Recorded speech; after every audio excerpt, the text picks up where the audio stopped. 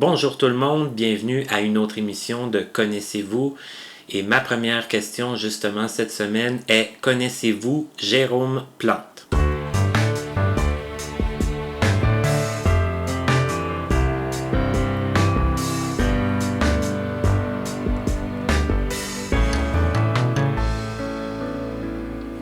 Tel qu'annoncé, mon invité d'aujourd'hui, on a hâte de commencer l'entrevue parce que l'entrevue, ça fait à peu près une demi-heure qu'elle se fait à micro fermé. C'est Jérôme Plante. Bonjour Jérôme. Bonjour, bonjour. Merci d'avoir accepté l'invitation Ça pour me fait l'entrevue. plaisir. D'emblée, je voudrais te demander si tu gardes le même souvenir que moi, à savoir comment on s'est connus, toi et moi. Moi, Oh je me mon souviens que Dieu. j'avais entendu souvent ton nom dans le milieu, malgré ton relativement jeune âge. Mais notre première rencontre, ça se donne quand même être un petit peu spécial. Tu t'en souviens? Ou... Ben, je me souviens des circonstances des premières fois qu'on se voyait, mais je pourrais pas te dire la première fois. Ça, c'est pas quelque chose qui m'a marqué. Mais je me souviens des circonstances des premières fois qu'on se voyait, parce qu'on était... Moi, j'étudiais au cégep à ce moment-là. J'étais au cégep Édouard-Montpetit, et puis à Longueuil, et puis je commençais mon DEC en sciences humaines, et puis j'avais 17 ans à ce moment-là. Je commençais à prendre l'autobus, je commençais à me débrouiller un peu plus, disons. Pas évident quand on est complètement non-voyant. Et puis, je te croisais dans l'autobus le matin parce que toi, tu t'en allais travailler assez tôt et ton entreprise où tu travaillais était à quelques arrêts d'autobus de l'endroit où je devais débarquer. Et puis en plus, on faisait relativement le même trajet parce que t'embarquais quelques arrêts avant moi là, sur le premier bus que je prenais le matin. Donc on se suivait quand même sur une bonne partie du trajet. Et puis ça me faisait du bien, surtout que souvent à l'heure qui était le matin, j'étais pas très réveillé. Hein. C'est ce que c'est un ado, hein. C'est pas très matinal. Je dois dire que 10 ans plus tard, je suis pas vraiment plus matinal d'ailleurs. Et puis, ça me réveillait de pouvoir parler avec quelqu'un à 8 heures le matin. Ah, bonjour, comment ça va? Tout ça. Mais Bon. on a le même souvenir parce que je pense que physiquement, notre première rencontre quand même a été sur un coin de rue à un arrêt d'autobus. Oui, je crois. Oui. Je me souviens de nos discussions dans les autobus, mais oui, il me semble que c'était sur un coin de rue, effectivement. Oui. Mais là, on est déjà rendu à l'époque où tu avais 17 ans, tu l'as toi-même dit. Oui. Aujourd'hui, tu en as quel Aujourd'hui, j'ai 27 ans. Je vais avoir 28 au mois de juin, en fait. Et à l'heure où on se parle, en fait, je suis en train de finir mon bac en sciences politiques à l'UQAM. Mais là, tu vas beaucoup trop vite. Ah, c'est impossible. On me le dit souvent. Moi, je veux qu'on commence au tout début. Bon. Premièrement, tu es le premier enfant d'une famille nombreuse. Tout à fait. Parce que vous êtes 7 enfants. Oui. Tes parents, ils sont handicapés visuels aussi. Oui, les deux. Les deux. De deux maladies génétiques différentes, faut-il le dire. Oui, tu peux le dire. Tout à fait. Et toi, ton handicap résulte d'une de ces... Ça vient de ma mère. OK. Ça vient de ma mère. Oui, c'est évident.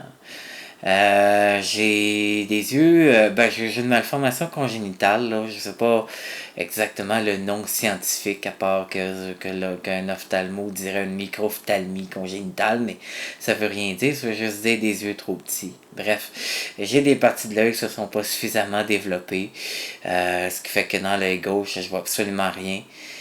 Est-ce que je suis né en ne voyant rien dans cet œil-là? On le saura jamais vraiment. Parce que vu que je fais un petit peu de glaucome qui est bien contrôlé avec des gouttes maintenant, ça va bien, mais quand j'étais petit, j'ai pas mis des gouttes tout de suite, donc on saura jamais, parce que ma mère en fait, et en fait beaucoup. L'œil droit, je vois la lumière puis les couleurs vives, je vois des taches de lumière, des taches de couleurs, mais c'est tout. Je vois pas d'objet, je vois pas de forme en tant que telle. Des ondes, des masses peut-être, mais pas plus. Donc Okay. j'ai ma canne et je t'embraille et tout le kit là. Donc, je disais, vous êtes 7 enfants. Oui. Tes parents et tes frères et sœurs, vous avez tous des noms qui commencent par la lettre J. Tout à fait. Et tout ça, ben, le concept est parti de mes parents à la base. Oui. Là. Quelle bonne idée, hein? Après tout, il y avait le même... Joanne et Jeannot, donc les autres enfants, ben, Joël, Joanie, Justin, Jacinthe, Josiane et Jannick. Et je vous mets au défi de retenir ces noms-là. Dans le bon ordre. Surtout. Surtout. Et là, il y a d'autres handicaps dans ta famille? Tout à fait. En fait, j'ai le frère qui me suit immédiatement et non-voyant aussi et est handicapé intellectuel à un niveau assez important et autiste. D'ailleurs, il vient tout juste d'être placé dernièrement dans une ressource, donc c'est beaucoup de défis pour la famille et tout ça. Donc, de vivre avec toute cette réalité, disons. Et puis, j'ai ma sœur Joanie, qui suit tout de suite après, qui a un handicap visuel aussi et qui a eu qui a eu des problèmes d'apprentissage importants à l'école. Mais qui se débrouille quand même dans la vie, malgré tout. Mm-hmm. Et les plus jeunes, les 4 plus jeunes n'ont pas de problème de vision. Par contre, il y en a 3 sur 4 qui sont diagnostiqués comme ayant des troubles de déficit d'attention avec hyperactivité ainsi que dyslexie sévère.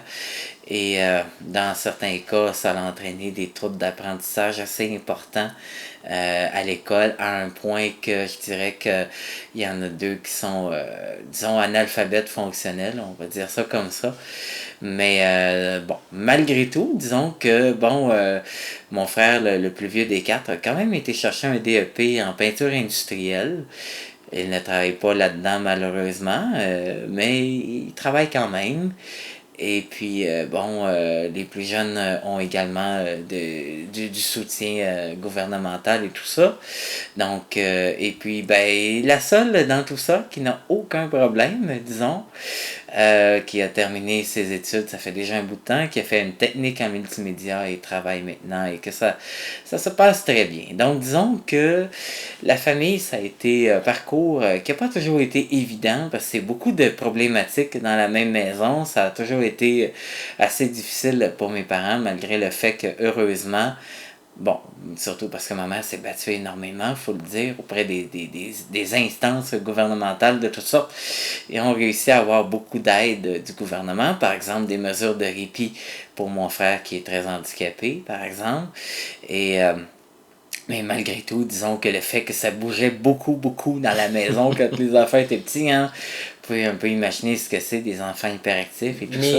Oui. Ça n'a pas été évident. Puis, ma mère ne voit pas du tout, mon père voit un peu. Donc c'est lui qui était payé pour un peu arbitrer tout ça. Hein, parce que ben, mon père voit...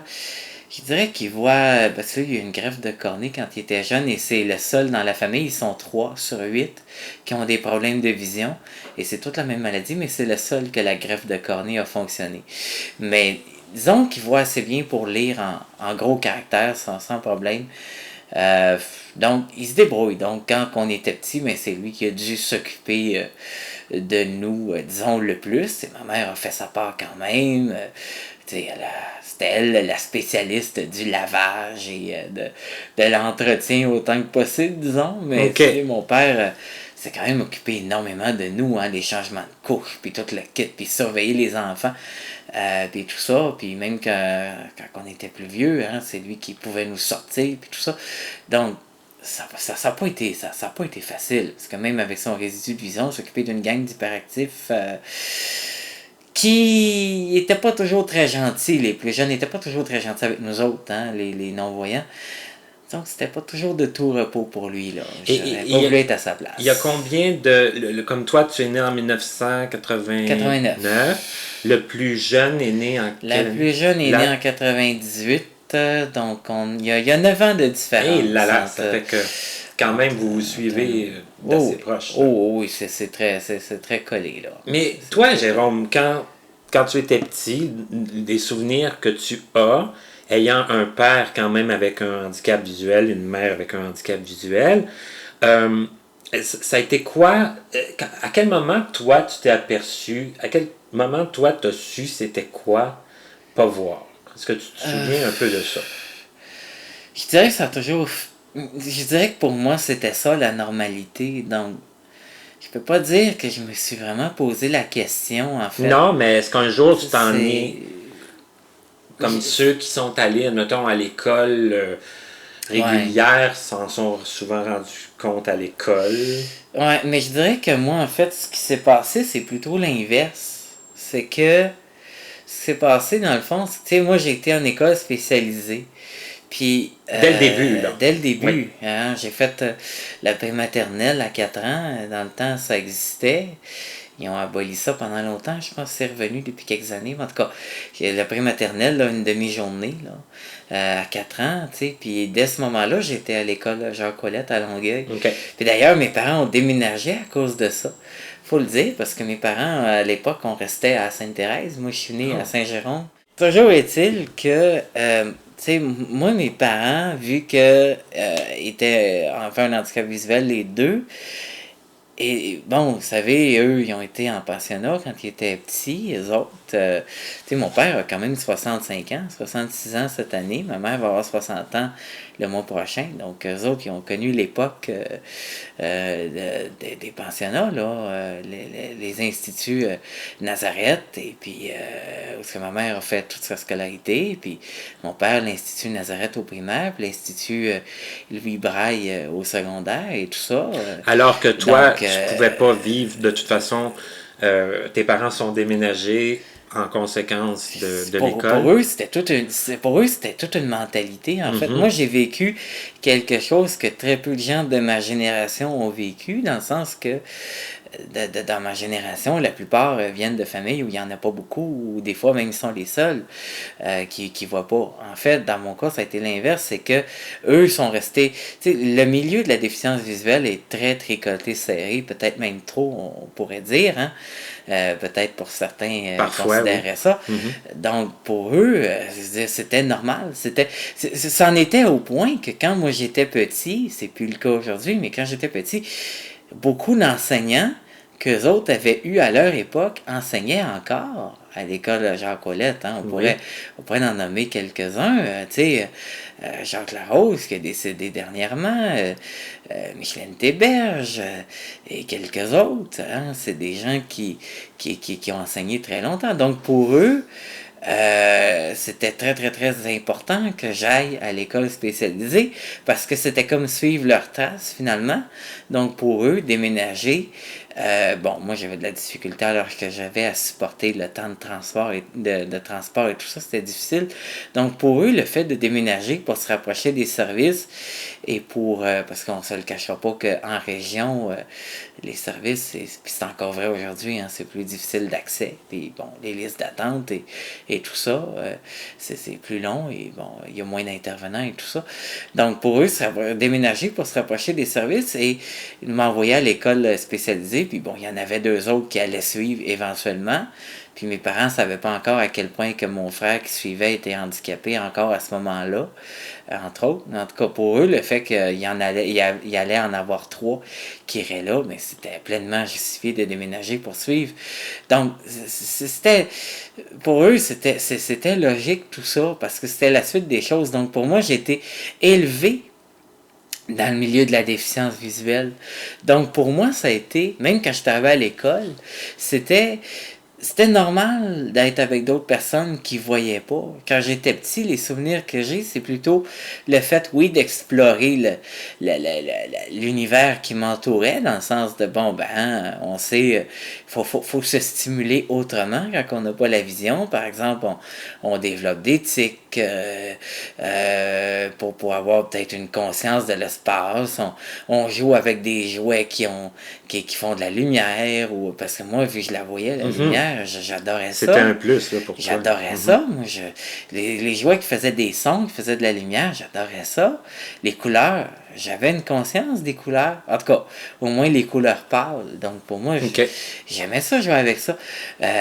Puis le fait de jouer même avec des accessoires de la vie quotidienne qui, mettons, je sais pas moi, brillaient au soleil, contrastaient avec justement avec le soleil, avec les lumières, avec tout ça. Ça avait toute son Moi, importance. c'était hein. important, mais pour moi, c'était normal. Mhm. Faire du bruit, tu sais, j'ai déjà échappé le micro-ondes, la télé, des choses comme ça. Pour moi, ça m'aidait à mieux comprendre l'espace. Mais Mhm. pour moi, c'était ça. Mais pour moi, cette condition-là, oui, ça me limitait, mais j'avais pas conscience que ça me limitait. Oui, je réagissais inconsciemment à ça, dans le sens que, tu sais, moi, c'était pas mon style d'aller grimper en haut des... Tu sais, je sais qu'il y a des aveugles qui le faisaient, mais c'était pas mon style de grimper en haut des armoires pour aller voir qu'est-ce qu'il y avait là, puis échapper les plats, puis les assiettes, puis tout ça. Je sais qu'il y en a qui le faisaient. Moi, j'étais moins aventureux là-dessus. J'étais plus avec ce qu'il y avait à m'apporter, puis ce que je pouvais... m'amuser avec d'une façon plus saine, disons, parce que je le touchais, parce que je le percevais, parce que je savais que c'était là, parce que je l'entendais, parce que quelqu'un avait joué avec, puis bon, à ce moment-là, je savais que c'était là, puis bon. Mais c'était comme ça, pour moi, c'était ma condition, c'était comme ça. Et la seule chose que je dirais, c'est que j'ai eu 2 prises de conscience quand j'étais peut-être rendu à l'école. Ça a été, premièrement, le fait que la vision que j'avais, c'était juste dans un œil. Ça me l'air de rien, mais ça m'a pris du temps à m'en rendre compte. Il a fallu, que ça je m'en souviendrai toute ma vie, un rendez-vous avec l'optométriste à l'école où ce qu'elle m'avait fait boucher un œil à la fois pour passer une espèce de lumière dans l'œil pour voir un peu qu'est-ce qu'on voyait et tout ça. Pour que là, je me rende compte que l'œil gauche, je voyais rien. Parce que jusqu'à date, j'avais toujours pensé que c'était comme ça. Que c'était égal. Mm-hmm. J'avais toujours pensé que c'était égal. Parce que le cerveau compense, hein? Oui. Le cerveau compense. Donc, t'as pas l'impression que ce que tu vois, tu le vois rien que d'un côté. Ben, il y a aussi que, c'est ça, quand on voit juste d'un côté, c'est même difficile à la limite de concevoir qu'on puisse voir de deux côtés. Exactement. Exactement. Tu sais, c'est comme si tu as toujours entendu un son mono, là. Et voilà. Tu sais pas c'est quoi le stéréo. Ben, c'est ça. Fait que, tu sais, ça part de là. Puis après ça, la deuxième prise de conscience, ça a été quand j'ai commencé plus tard à avoir conscience de mes limites en tant que non-voyant, dans le sens de me rendre compte plus consciemment que les voyants, comme mettons les enfants plus jeunes chez nous, quand ils nous faisaient toutes sortes de coups en d'âme, ou à l'école, peut-être un peu avec ceux qui voyaient plus, mais même je dirais peut-être plus, ouais, justement avec les enfants chez nous, surtout avec mon frère, qui était le plus vieux des 4 voyants, qui était hyper actif, puis qui m'en a fait faire des papilles, comme sauter des clôtures ou des choses comme ça. Il a fait peur à mes parents, justement, comme ça. Parce que lui, il n'y avait rien à son épreuve. C'est de même qu'à un moment donné, tu te rends compte, rendu à 4, 5, 6 ans, vieillissant, tout ça, que mon Dieu, mais ok, lui, il peut faire ça. Moi, je peux pas faire ça. Puis ça part de détails, là. Tu sais, je pourrais te raconter plein d'anecdotes, là. Tu sais, de choses que justement, lui, il pouvait faire. Puis que moi, mon Dieu, à son âge, puis même à l'âge que moi j'avais, puis j'étais beaucoup plus vieux, je faisais pas. Que tu pouvais pas. Je faisais pas. C'est comme un jour, lui, il a décidé que, bon, il voulait s'acheter des bonbons au dépanneur, mais il savait pas compter. Fait que, je sais pas pourquoi, là, il avait décidé que j'allais l'accompagner là. Puis moi, ben, ça m'avait fait sortir de la maison, tu sais. Fait que, bon, il était pas ben vieux. Il avait peut-être 3-4 ans, mais j'avais peut-être 7-8 ans, peut-être. Puis là, ben, tu sais, il arrive au dépanneur, puis il montre ça au caissier, puis là, le caissier regarde ça, il fait 3 cents. Je vais bien le vendre pour ça. Puis finalement, il y avait encore des bonbons à une scène, fait qu'il en a donné. Puis ça finit de même. Et tu sais, moi, j'aurais même pas pu y aller au dépanneur tout seul. Puis pourtant, j'étais pas mal plus vieux que lui. Mm-hmm. Puis lui, là, il avait 4-5 ans, il partait toute la journée, puis tout ça. Puis, ok, ben, il avait un caractère plus fonceur à la base que moi, mais de voir que lui était capable de faire ça, puis de traverser des rues, puis de... Ok, des fois mes parents trouvaient qu'il était donc téméraire, tout ça, mais tu sais, puis de faire plein de choses que moi, Tu pouvais même Je pas pouvais même imaginer. pas imaginer, penser, faire. Lui, même s'il y avait des limites, il pouvait se dire, j'y vois, c'est pas grave, il y a du monde qui vont m'aider, ou, qui vont m'expliquer, puis c'est correct, puis, ou ben non, je vais compenser avec quelque chose que je vois. Moi, je pouvais pas faire ça, puis c'est comme par exemple avec le non-verbal, puis tout ça, j'ai fini par me rendre compte des limites que ça me causait, puis tout ça. Je dirais que c'est plus ça. Je dirais que c'est pas tellement le fait de se rendre compte que tu vois pas, en fait, dans mon cas. C'est vraiment plus le fait de qu'on se est rendre différent. compte des... Des C'est ça, différences. qu'on est différent. Mais là, Oui. parce que bon, ce que j'en comprends, c'est que l'école Jacques Ouellette, pour toi, c'était la normalité, c'était Oui, c'est ça. oui. Mais qu'arrive-t-il? Parce que là, t'as fait tout ton secondaire.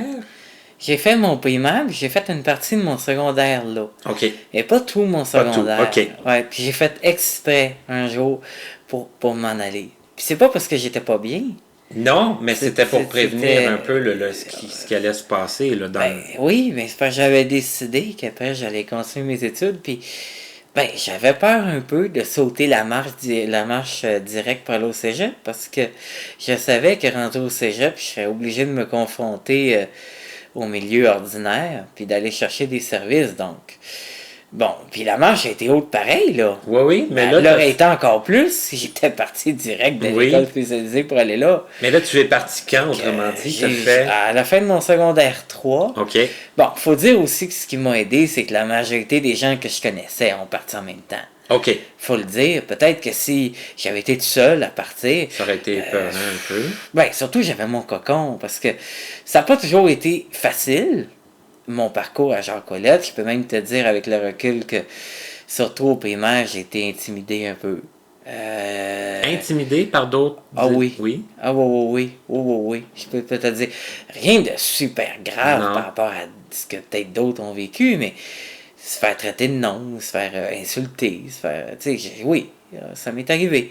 5 6e année surtout. Parce que j'étais quelqu'un qui était plus renfermé que les autres, qui était moins sociable, qui était plus isolé, qui. Tu sais, moi, quand je rentrais à la maison, je lisais, puis je jouais du piano, puis je faisais mes travaux scolaires, puis j'étais bon à l'école, puis même peut-être j'étais peut-être trop bolé pour certains qui me considéraient comme le chouchou des profs, puis Ouais, OK. j'étais, tu vois le style, Ouais, puis ouais. puis Jacques Ouellette n'est pas un milieu différent des autres milieux. T'sais. Au fond, non, quand on y pense. Ben oui, fait que c'est sûr que. Mais au moins, ça n'a pas duré. Ça n'a pas Ok. duré. Tout le monde a vieilli, Mhm. tout le monde a maturé.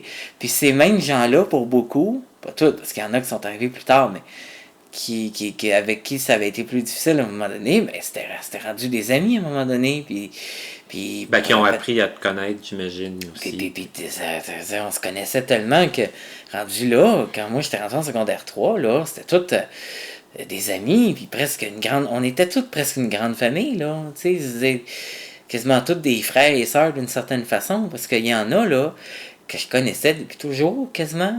Tu sais, puis c'était un cocon. Fait que, tu sais, c'est sûr que si j'avais été tout seul, puis je m'étais jamais beaucoup intégré à la vie de mon quartier, même si Jacques Ouellette, c'était super proche de chez nous, puis qu'il y avait d'autres écoles proches de chez nous, puis que l'école aurait donc voulu que je m'intègre à des activités de quartier, puis tout ça. J'ai fini par le faire, surtout rendu à Polyvalente, là. Mais bon, Oui, fait que c'est là, ça. tu y es allé à la Polyvalente. Fait que, tu sais, Jacques Ouellette, c'est un cocon, mais malgré tout, rentré en secondaire 3, je me disais, il faut que je le fasse, puis en plus... Je me disais, là, j'ai fait le tour, ça va bien à l'école, j'ai pas à m'inquiéter de mes résultats scolaires. Les habiletés, j'avais besoin d'aller chercher à Jacques Ouellette, je les ai, mon braille, je le connais, toutes mes habiletés spécifiques à l'handicap visuel, je les ai. Les habiletés sociales, faudrait peut-être que je les développe. Je suis pas sûr que Jacques Ouellette ait nécessairement le meilleur milieu, parce que là, il faut que j'évolue, puis il faut que je m'habitue à un milieu plus, entre guillemets, normal, on va dire, là. Ouais, se détacher. Moi, j'avais besoin de ça. Oui. Parce que les autres, la plupart des autres que j'ai connus n'avaient pas besoin de ça, dans le sens que ils ont grandi dans un milieu qui était l'exception. Moi, c'est l'inverse. Donc, j'avais besoin de ça. Puis quand je suis parti, quand j'ai décidé de m'intégrer, mes parents, on l'a pas accepté comme ça. Puis à la limite, mes parents, ils auraient souhaité que, parce que les autres, ils craignaient vraiment que ça allait nuire à mes résultats, dans le sens que j'allais me retrouver dans des classes où, vu que j'allais être tout seul, j'aurais pas assez d'aide. Puis que, à la limite, vu que ça allait...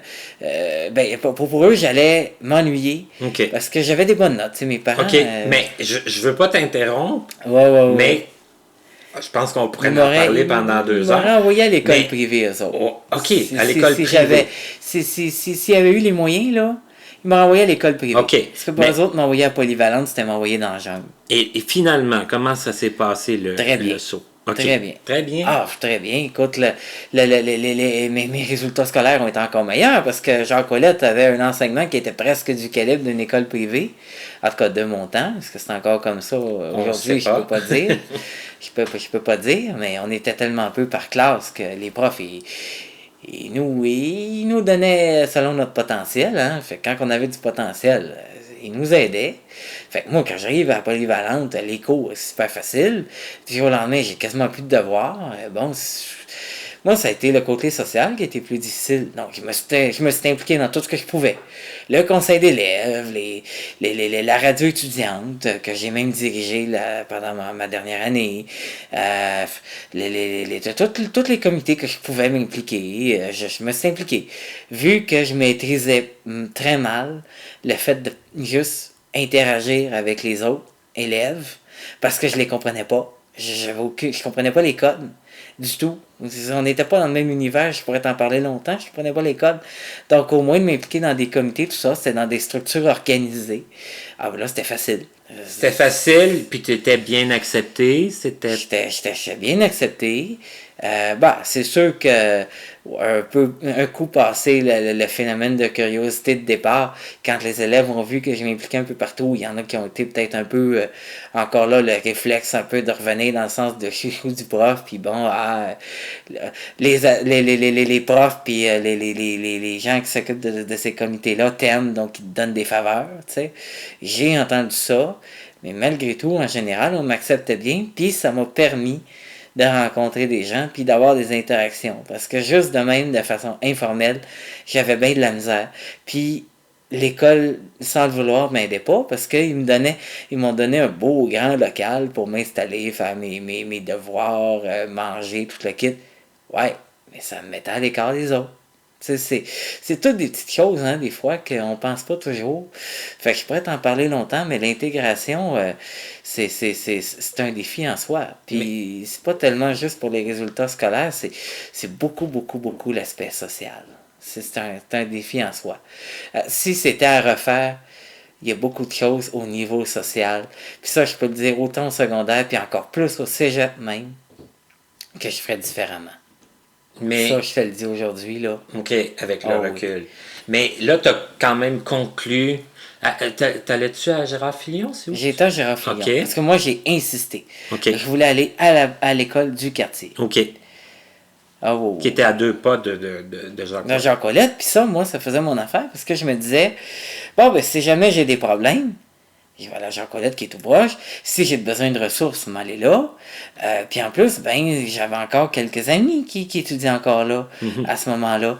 Donc, je pouvais facilement aller dîner qu'eux autres ou tout ça. Ouais, pas couper les ponts complètement. Ça coupait pas les ponts complètement. Puis c'est ça que je souhaitais.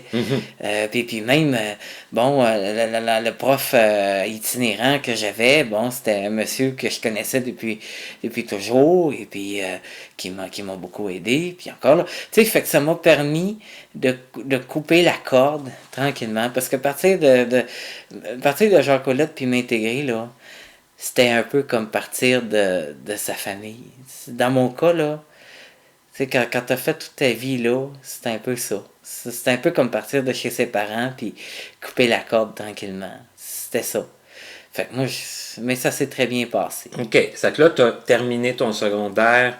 Dans les temps. Dans les temps. Oui. Et là, le cégep. Là, t'es allé à Edouard Montpetit. C'était une grosse marche. Oui, ça, c'était aussi une grosse marche. C'était une grosse marche. Puis, tu sais, au début, quand j'ai commencé le cégep, j'étais en sciences humaines, profil, on appelait ça passeport international. C'est un mélange d'individus et monde. C'était bien intéressant, quoique très général. Mais c'était, au début, mes premières sessions, je prenais 7 cours. Puis tout le monde me trouvait suicidaire. Je peux te le dire. Moi, je me disais, faut que je fasse comme tout le monde. Faut que je fasse comme tout le monde. J'étais tombé peut-être dans l'autre extrême, là. Mais ça t'a réussi, je veux dire, tu... Mais ça m'a réussi. Mais j'ai fini par faire mon chemin à moi, pareil, un jour ou l'autre. Parce que, tu sais, la vie finit toujours par te rattraper pareil. Tu sais, mais au début, malgré tous les défis, tout ça, je les ai faites, mes 7 cours par session. Je l'ai fait. J'allais chercher mes accommodements. Puis au début, j'ai eu de l'aide de l'Institut, puis tout ça, pour savoir quoi demander, à qui, comment. J'ai eu beaucoup d'aide de la personne qui s'occupait des services aux étudiants handicapés au cégep à ce moment-là. J'étais dans un très, très bon cégep. Je sais pas aujourd'hui exactement comment ça se passe, parce que ça fait quand même longtemps que je n'y suis plus. Mais du temps que moi j'y étais, c'était très bien. Oui, mais OK, mais on peut quand même dire que, bon, à Jacques Ouellette, tu as reçu un enseignement quand même de calibre du privé.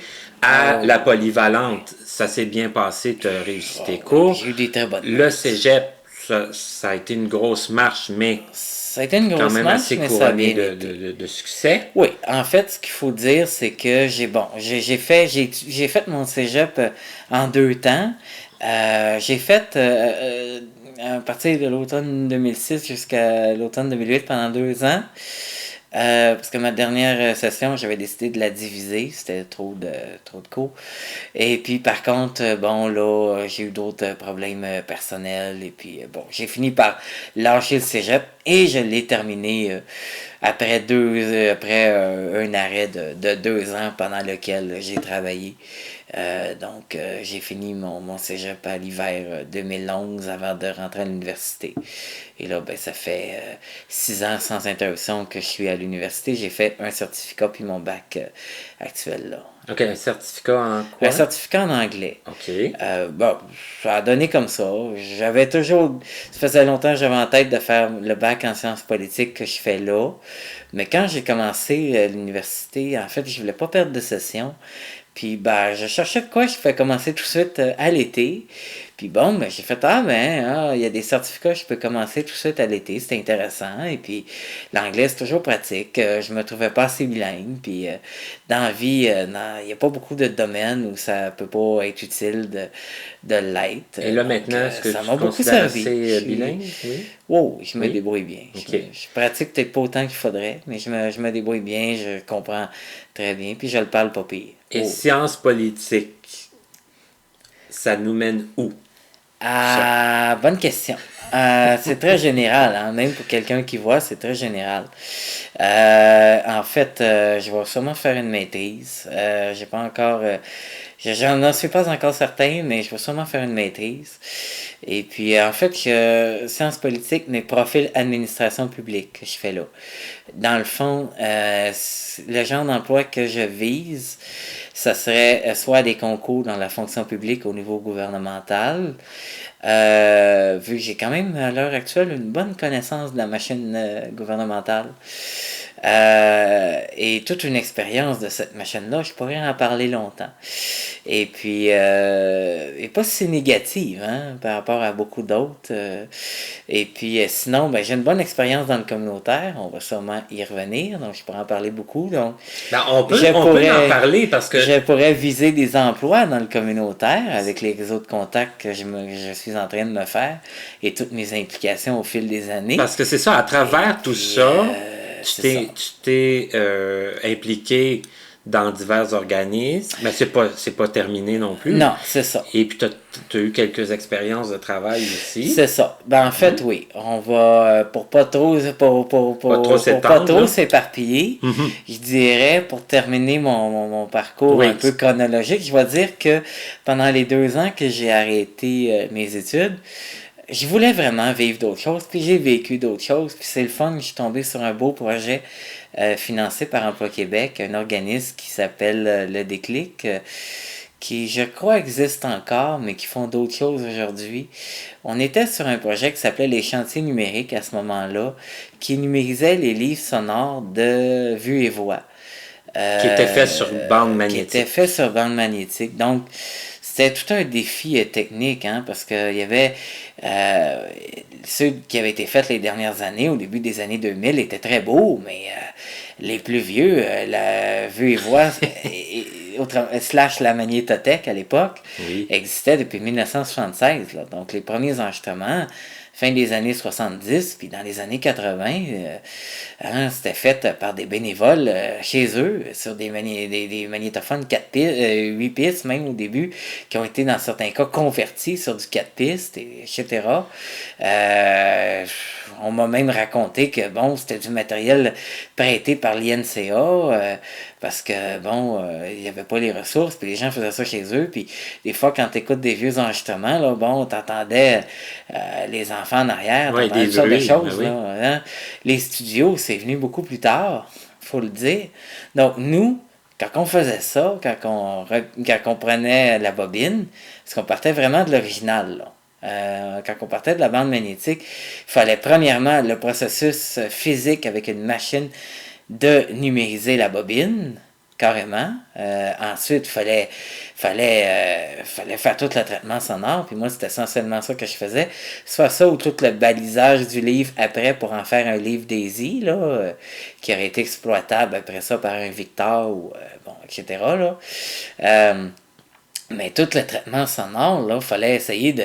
On avait des standards de qualité très élevés qu'on nous demandait de respecter, autant que possible, évidemment. Mais il y a des livres, dans les plus vieux, qu'on a repris je ne sais pas combien de fois, parce que Vue et Voix n'était pas satisfait du résultat, en fait, parce que fallait essayer de numériser le son, d'enlever le plus d'impuretés possible, tout en gardant une voix du lecteur le plus naturelle possible. C'était tout un défi technique, mais j'ai adoré ça. J'ai même fini par être engagé à temps plein par l'organisme pour un peu gérer tout ça.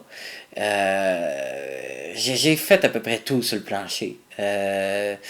Sauf la première étape, là, parce que ça, on laissait ça à des voyants. Là, la machine en question qu'ils utilisaient pour numériser, c'était pas très accessible pour nous. Là. Mais j'ai fait à peu près tout le reste. Là.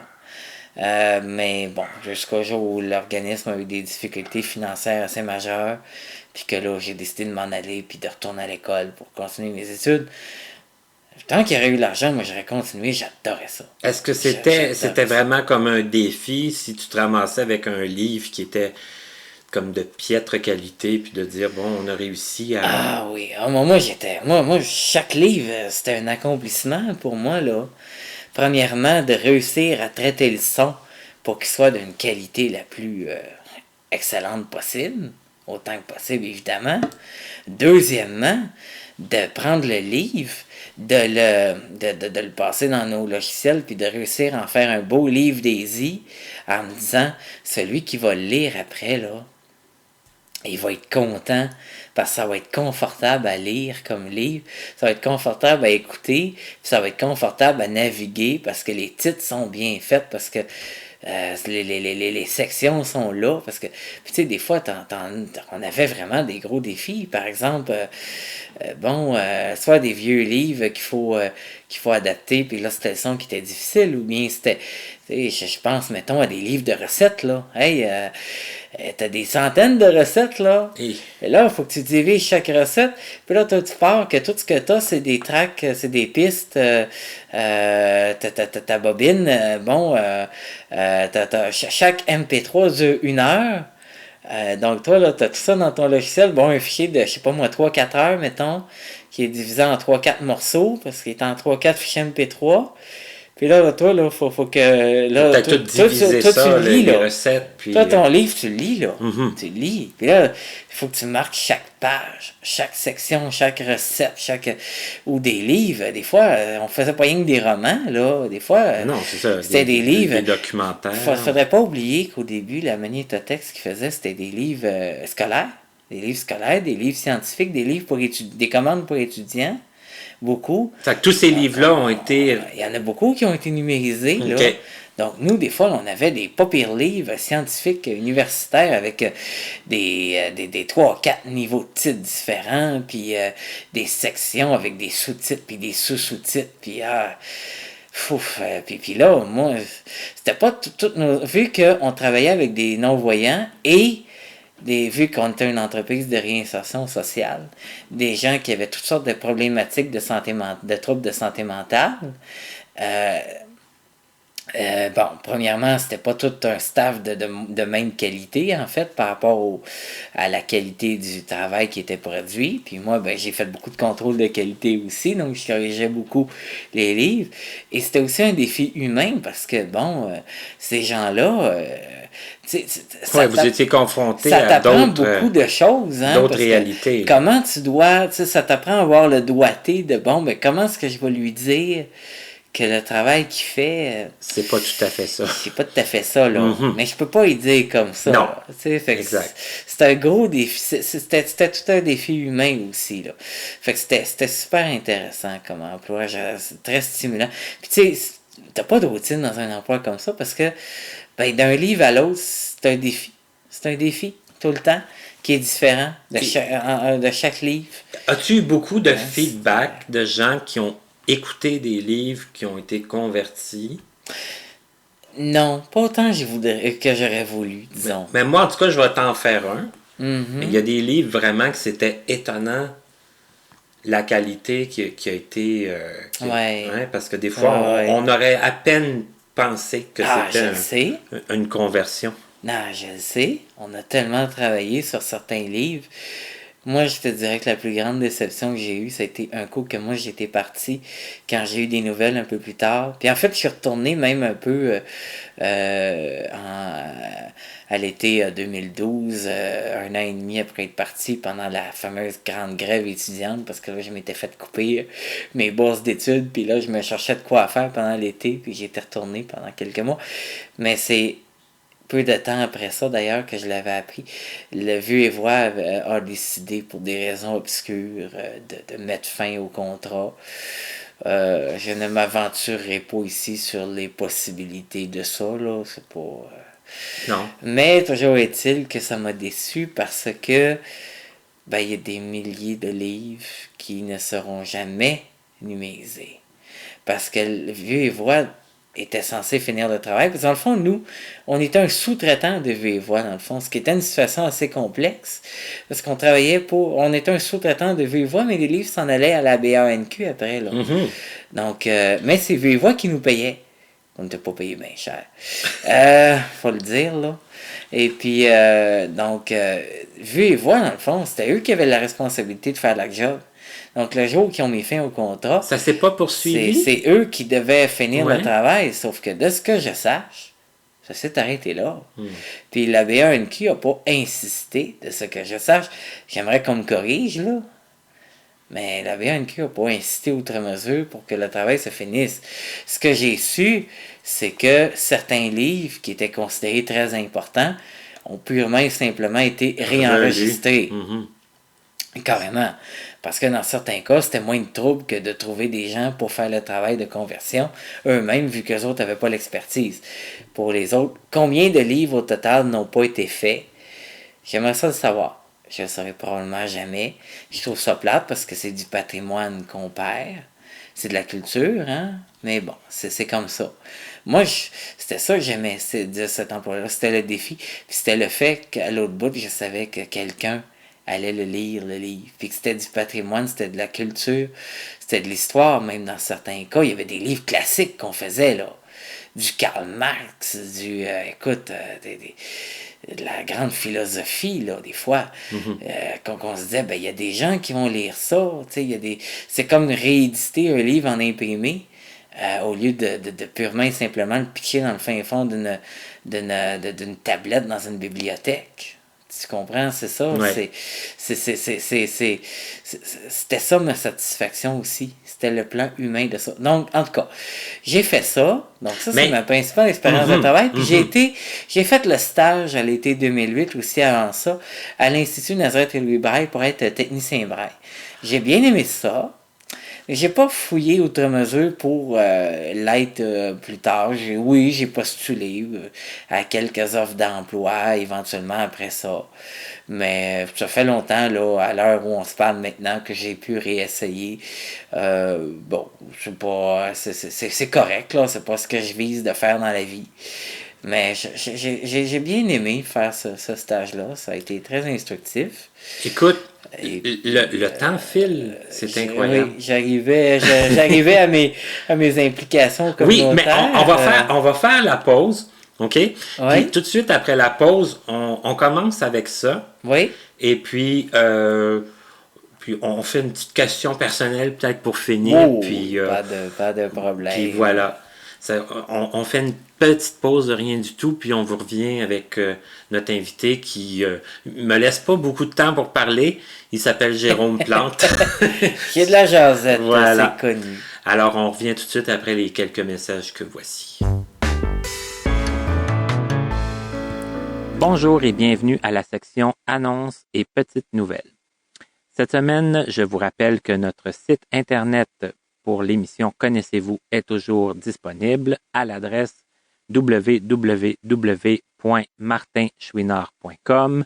Vous pouvez le consulter pour entendre les émissions depuis le début de la série, c'est-à-dire depuis le début du mois de mars.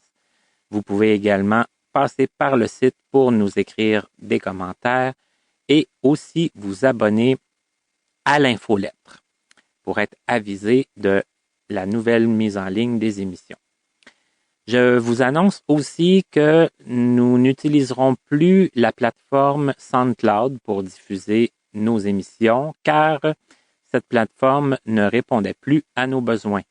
Donc maintenant, vous pouvez toujours passer par la page Facebook qui est Connaissez-vous et par la page YouTube, toujours en tapant Connaissez-vous mon nom qui est Martin Chouinard et si possible le nom de l'invité recherché.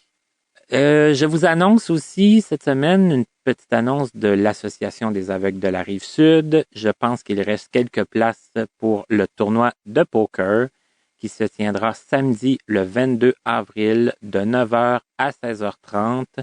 Ça se déroulera au 1255 rue Beauregard à Longueuil.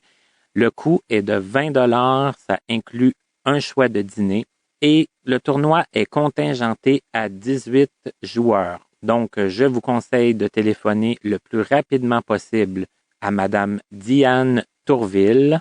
Son numéro de téléphone est le 450-442-5020. Donc, je répète, 450-442-5020.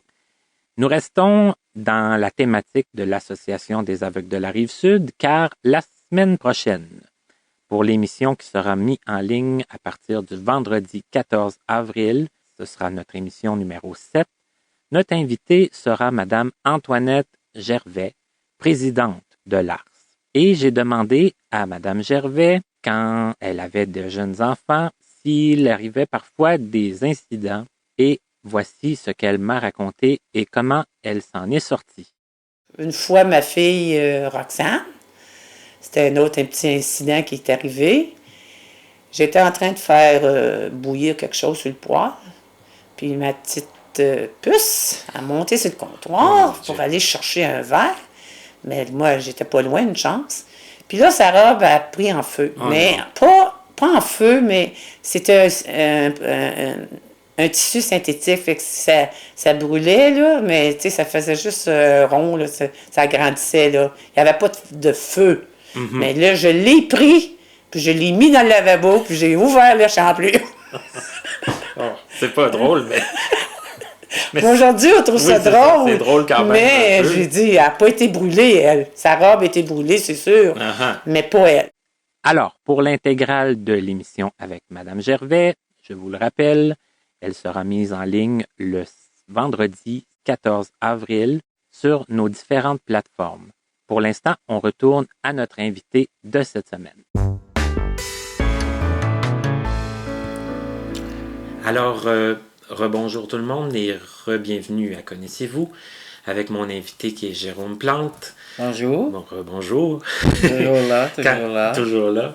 Toujours prêt à parler. Tout à fait. Donc, on disait avant la pause qu'on allait parler un peu des implications communautaires. Oui. Puis, bon, Tu vas nous en faire un peu Je vais- la nomenclature oui, je vais- sans tout nous expliquer dans le détail, mais ce que tu fais en ce moment, il Oui, n'y a pas beaucoup de monde encore qui sont au courant. C'est c'est ça. intéressant Je quand vais, même je vais, de... ben, je vais commencer par énumérer un peu ce que j'ai fait pour en arriver à ce que je fais maintenant, qui est un peu plus important. J'ai fait beaucoup de choses. Hein. J'ai été à l'époque au Club Optimiste Les Yeux de la Montérégie qui n'existe plus. J'ai fait leur site web, j'ai été sur leur CA et ça jusqu'à la fin. J'ai été au regroupement des aveugles et amblyopes du Montréal métropolitain, le RAM, au RAC aussi pendant 2 ans. J'ai été un petit peu au Conseil canadien des aveugles de Longueuil et sur le club Ville-Marie. Ça, j'étais là 2 ans quand même. Ça, c'est des clubs de loisirs. Tout à fait. J'ai géré aussi l'Association des étudiants handicapés de l'UQAM qui malheureusement n'existe plus, faute de relève. Ben, en fait, de gens qui veulent s'impliquer parce que les handicapés sont là. C'est un autre débat. Sinon, j'ai fait aussi... qu'est-ce que j'ai fait comme ancienne implication que je n'ai fait plus? Ah oui, j'étais sur le CA de la Fondation des aveugles du Québec aussi pendant 1 an, si je me souviens bien. Voilà. Et là, j'en maintenant. oublie dessus, je Bah. pense que j'en oublie pas. En fait, c'est ça. Je suis sur le comité des usagers de l'Institut Nazareth et Louis Braille.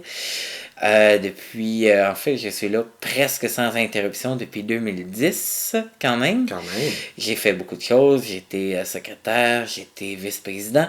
Et je suis le président du comité des usagers depuis l'automne dernier.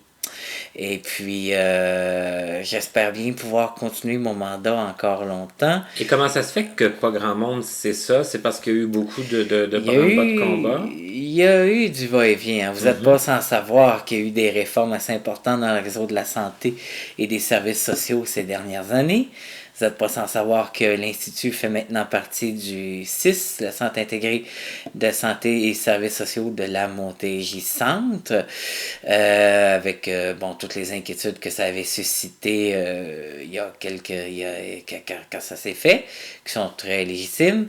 Et donc, en fait, c'est ça. Il y a eu beaucoup de branle-bas de combat dans le comité, en fait, ces dernières années, parce que, moi, j'avais été là sans interruption jusqu'en 2015. J'avais pas été réélu à ce moment-là. Je suis revenu éventuellement comme membre coopté au comité, parce qu'on avait 5 membres élus et 2 cooptés à ce moment-là. Et puis, en fait, on a eu des changements à la présidence du comité. Il y avait eu Francine Boulet pendant plusieurs, de très longues années. Il y a eu, et qui est toujours sur le comité maintenant, elle est secrétaire à l'heure actuelle. Je suis très fier qu'elle s'implique comme ça depuis aussi longtemps. Et puis... Et Francine, si jamais tu nous entends, là, je veux t'interroger sur ce podcast. Elle est au comité depuis 2004 au moins. Peut-être même avant. Là, c'est à elle de venir nous le dire. J'espère qu'elle va venir te voir. Donc, bref, c'est ça. Donc, il y a eu Richard Lavigne qui était devenu président en 2015.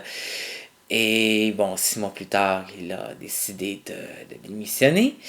Et donc, c'est Marie-Douce Fugère qui a pris la présidence, qui a été présidente jusqu'en septembre dernier, 2016.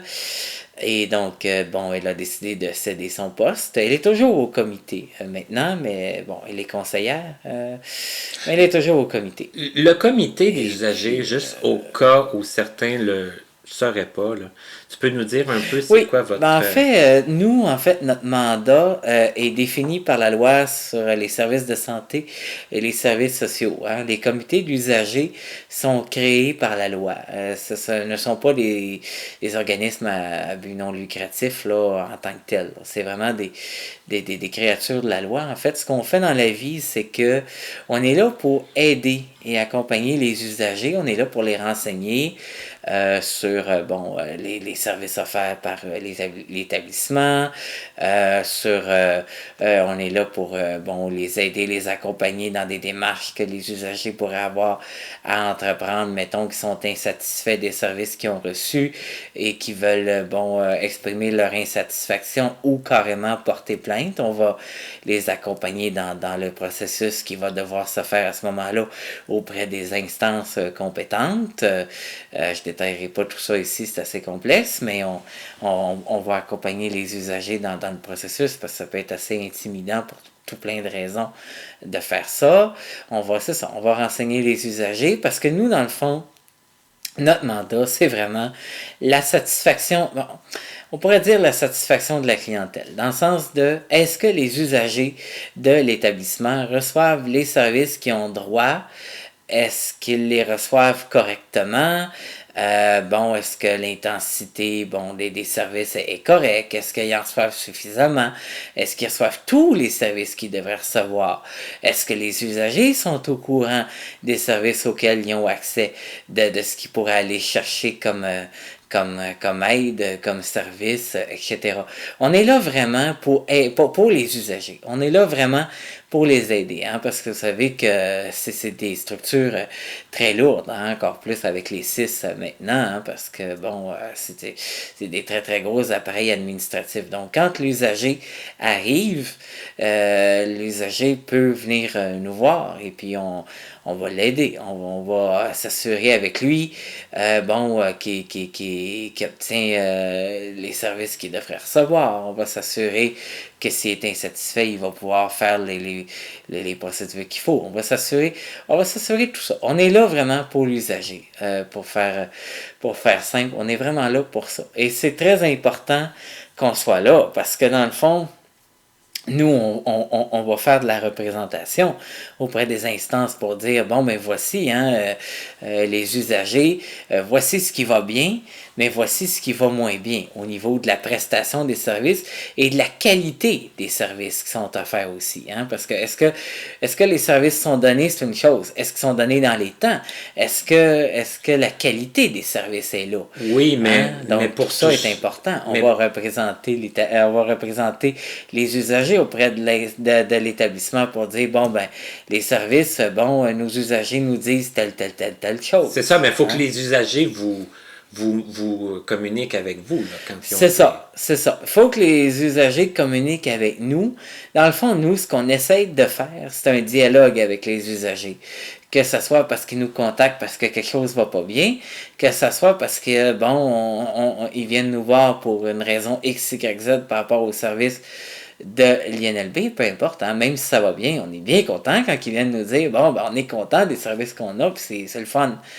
C'est parfait, on est bien content de venir dire aux instances, voyez, oui, vous faites la bonne job, vos sondages d'agrément sont pas complètement dans le champ, les usagers sont contents, mais il n'y a jamais rien qui est parfait, il y a tel aspect qui fonctionne pas. Voici ce qu'il faudra améliorer. Et c'est ça, c'est un autre point de vue que celui que les instances obtiennent généralement, en fait. C'est ça. C'est un dialogue entre les usagers, je dirais, et l'établissement qui peut se faire par notre intermédiaire, en fait. Donc, les usagers peuvent nous appeler. Il y a un poste au numéro de l'Institut, en fait, 450-463-1710, poste 363. Nous avons une personne ressource qui prend les appels. Si elle ne peut pas vous répondre, elle va vous rappeler et on rappelle assez rapidement. Vous pouvez nous écrire également usager au pluriel.inlb@gmail.com. Et ça va nous faire plaisir de vous répondre et d'entrer en contact avec vous. Vous pouvez également nous contacter. Nous avons une page Facebook. Tu pourras mettre le lien de la page sur mon site. La page de ton site, effectivement. Donc, où on partage des informations, des événements du milieu, des choses que l'INLB fait, etc., etc. De plus, nous avons une liste de diffusion qui est l'Usager Express, qui diffuse toutes sortes d'informations par rapport à l'INLB tout particulièrement, parfois des nouvelles du milieu aussi, mais surtout par rapport à l'INLB et par rapport au CIS, évidemment, parce qu'il faut bien les diffuser aussi, ces informations-là, on en fait partie, et il y a des choses là-dedans qui nous concernent, donc c'est important. Parce que l'INLB fait quand même beaucoup de choses. Hein. Ils font pas rien que de la réadaptation, ils font beaucoup de recherches, ils font beaucoup de. Ils font des conférences, des projets en partenariat, etc. Ils font plein de choses. Donc, la liste de diffusion vous permet d'être informé de tout ça. On a également l'information de la liste de diffusion est diffusée aussi en bonne partie sur une rubrique du Publiphone du RAM.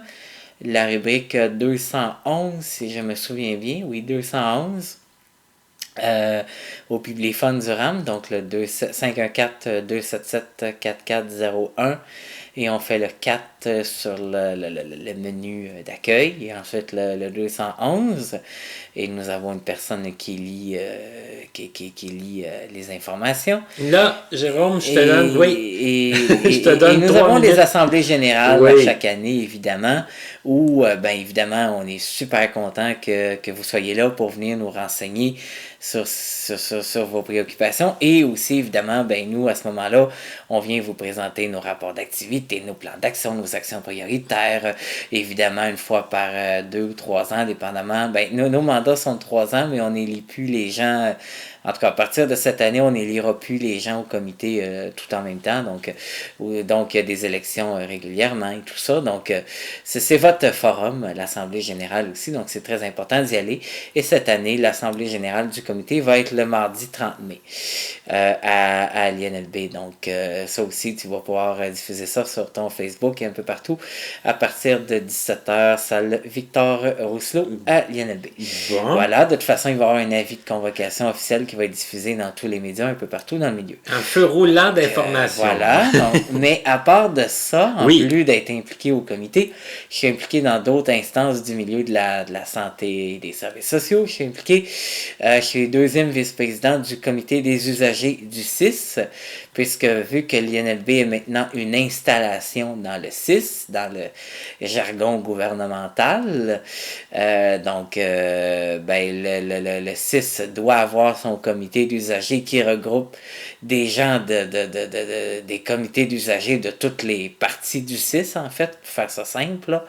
Donc, voilà. Donc, je suis deuxième vice-président sur ce comité-là qui regroupe des gens de 2 autres anciens centres de santé et services sociaux ici sur la Rive-Sud qui ont été fusionnés dans notre CIS-là. Et puis, enfin, je suis sur l'exécutif du regroupement provincial des comités des usagers qui est l'organisme porte-parole des comités des usagers et de résidents du Québec. Moi, en fait, je suis là pour représenter la déficience physique. Et d'ailleurs, prochainement, je vais me lancer dans la rédaction d'un beau document d'état de situation sur la réalité que vivent les gens en déficience physique un peu partout au Québec. Et puis, donc, évidemment, ça me fait plaisir de profiter de cette tribune pour vous interpeller, vu que j'imagine qu'il y a des gens d'un peu partout qui vont m'écouter.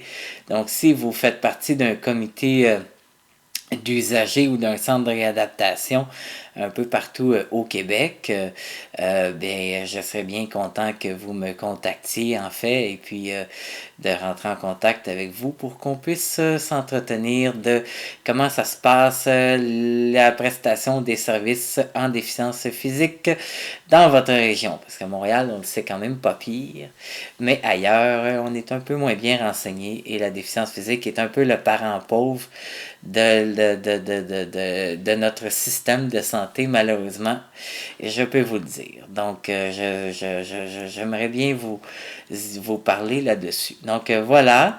Et le RPCU regroupe 86% à l'heure actuelle, et ça augmente chaque année, des comités d'usagers et de résidents au Québec, et la grande majorité aussi des comités d'usagers des CIS et des CIUS un peu partout au Québec. Donc, c'est très, très représentatif. Et à travers tout ça, pour terminer sur une note un peu plus légère, Est-ce qu'on a le temps de rencontrer des gens pour des loisirs, Ah, ben oui, bien sûr. J'ai été, je fais un peu de sport, hein, j'aime beaucoup marcher. Je fais de l'aquaforme avec une association sportive qui est l'Association sportive des aveugles de Montréal, là, pour ne pas la nommer. Nommons-la, puis, nommons-la. voilà. Et puis, bon, j'ai déjà fait d'autres activités avec eux également. Présentement, c'est la seule que je fais. Je fais, c'est ça, je marche beaucoup. J'ai déjà joué au poker pendant longtemps avec un autre organisme de loisirs. On peut la nommer aussi. L'Association des aveugles de la Rive-Sud. J'en faisais avec le Club Ville-Marie aussi pendant un Mhm. temps. À part de ça, moi, je me suis acheté une bonne collection aussi de jeux adaptés là, il y a quelques mois. Donc, je peux jouer aux cartes avec des gens qui soient aveugles ou voyants, peu importe.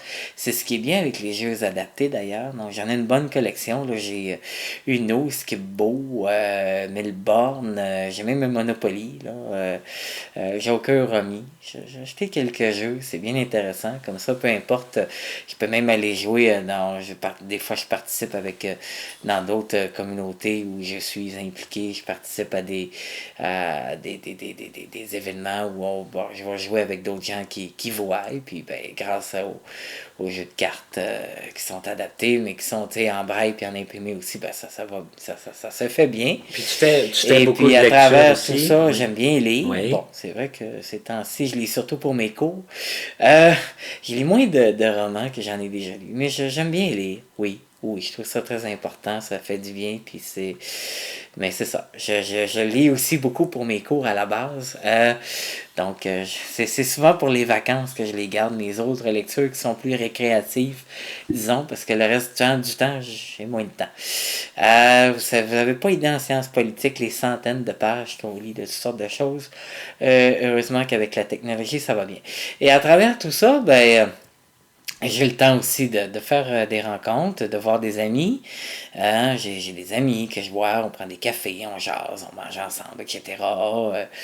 Mon meilleur ami, Simon, qui est dans un autre podcast, je le connais depuis l'école, depuis 2003, 2004, ça fait très longtemps.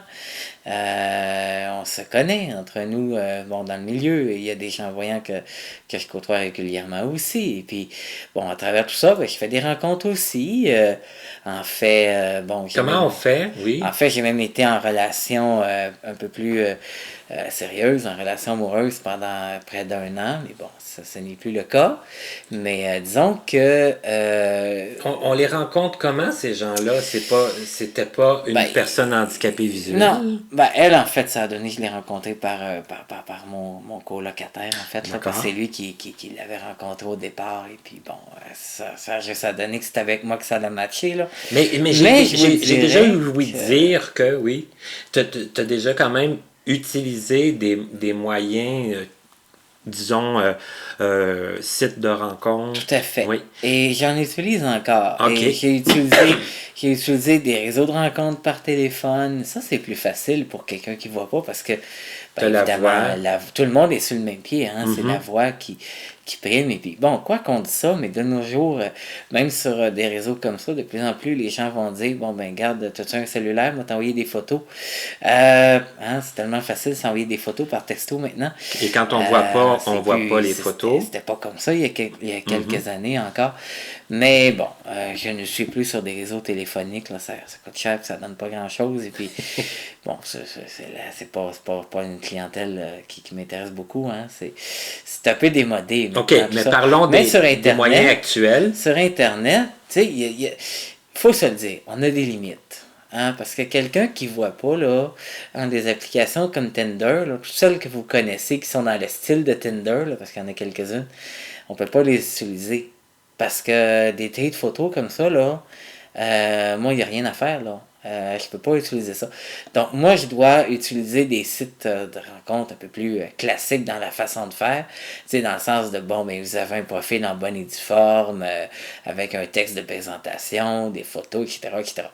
Là, évidemment, moi, je suis obligé de faire ce que la plupart des gens font pas, c'est-à-dire de lire les présentations que les gens mettent sur leur profil. Ce qui me donne un avantage dans certains cas, parce que les gens, bon, ils regardent tout le temps rien que les photos, fait que des fois, bon, ça. Tu peux passer à côté de quelque chose. Moi, je dirais que la plupart des rencontres que j'ai faites sur des sites comme ça, c'était des rencontres de qualité, parce que bon, évidemment, je savais, tu sais, je savais ce que la personne avait à offrir au départ. Les gens s'étaient donné la peine d'écrire un profil intéressant. Oui, et puis dans ce temps-là, ben moi, vu que le texte prenait plus que 2-3 mots, ben ça m'inspirait pour écrire de quoi à la personne. Donc, vu que ça m'inspirait pour lui écrire, ben le dialogue était plus facile. Hein? Donc, c'est pour ça que moi, même si je vais peut-être faire moins de rencontres que quelqu'un d'autre qui voit, parce que lui va passer par les photos, les rencontres que je vais faire vont être souvent plus de qualité à cause de ça, parce que je vais établir un contact vraiment avec la personne que les autres feront pas vraiment. T'sais. Mais par contre, c'est pas évident parce que, bon, effectivement, je peux pas voir les photos des autres. Et puis pour moi, les photos que j'ai mis sur Internet, sur des sites comme ça, c'est des photos que j'ai fait faire par d'autres. Donc, il faut avoir assez confiance pour permettre à quelqu'un d'autre de faire des photos.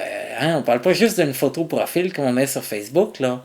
Hein, dans certains cas, si on va sur certains sites de rencontres, on va peut-être parler d'une photo un peu plus osée. Hein? Donc, il faut avoir confiance dans la personne à qui on va demander ça pour oser lui demander de faire une chose comme ça. Donc, on peut comprendre que ça peut être gênant. Hein? Donc, mais est-ce que tu serais prêt comme à conclure là-dessus en disant que, bon, toi, tu parles beaucoup, tu parles bien aussi, mais merci. Tes profils écrits doivent être très bien aussi. Je crois. Est-ce que le fait de, comme, entre guillemets, je voulais dire en français, mais là, ça me vient pas, là, mais matcher deux bons profils écrits ensemble est comme un petit peu un gage de réussite? Je dirais. Oui. Je dirais. C'est les profils. Des fois, c'est autre chose aussi. Hein? Quand les profils sont bien remplis, hein, des fois, ça peut être... moi, ça fait longtemps que je suis inscrit sur un site en particulier. Je ne le nommerai quand même pas. Je n'irai pas jusque-là. Mais on peut y publier des histoires, entre autres. Et puis, ben, il y a quelqu'un avec qui j'ai eu une longue relation suivie que j'ai rencontré parce que, bon, j'avais lu l'histoire qu'elle avait publiée sur une rencontre que la personne avait fait. Et puis, j'avais trouvé ça très inspirant. Et puis, j'avais aimé son histoire. Donc, ça fait partie de là. Donc, pour moi, ça passe par l'écrit. Je dirais que c'est ça. Oui, des fois, j'aimerais ça, pouvoir faire comme n'importe qui. Puis même, j'ai envie de dire, tu sais, mettons, quand on est célibataire, là, tu sais, j'ai envie de dire des fois, ce serait le fun, de pouvoir m'inscrire à une application comme Tinder. Je regarde les photos, next. Ah, ouais, elle est belle, ou etc. Puis, ben, je veux, tu sais, ça serait le fun des fois, mais d'un sens, je préfère presque le gage de qualité que je peux avoir par l'écrit, parce que l'écrit, c'est un peu un reflet de l'âme de la personne aussi. Hein, donc, ben, je pense qu'on va finir là-dessus. C'est sur un beau message quand même. Les gens qui seraient à la recherche, qui auraient l'intention d'utiliser les sites de rencontres, ben, je voudrais à vos crayons, à vos plumes, à vos ordinateurs, forcez-vous pour composer quelque chose de beau. Ça peut être un gage de réussite. De beau, mais qui vous décrit. Qui vous décrit. Il faut que ça vous décrit. Il faut que ça reste simple. Il faut que ça reste facile d'accès, parce que la plupart des gens lisent ça vite. Hein. En tout cas, ceux qui vont se donner la peine de le lire... Mais il faut que ça soit beau, bien fait, clair, précis, mais... Oui, bien écrit. Il faut que ça soit une porte d'entrée sur ce que vous êtes comme personne. C'est ça. C'est vraiment ça. Jérôme, un gros merci. Je pense qu'on aurait pu continuer très longtemps. Hein? Ça a passé très, très vite. Et puis, ben, si jamais vous avez aimé, vous trouvez Jérôme inspirant, vous voulez une deuxième heure d'émission, ben, écrivez-nous, puis on va le réinviter. Ça va me faire plaisir. Ben, en tout cas, un gros merci, Jérôme. Merci. Merci à toi. À tous, je vous dis à une prochaine émission. On est en ondes le vendredi. Vous savez, je pense, comment nous rejoindre. Je vous remercie. Merci encore à mon invité. À la prochaine.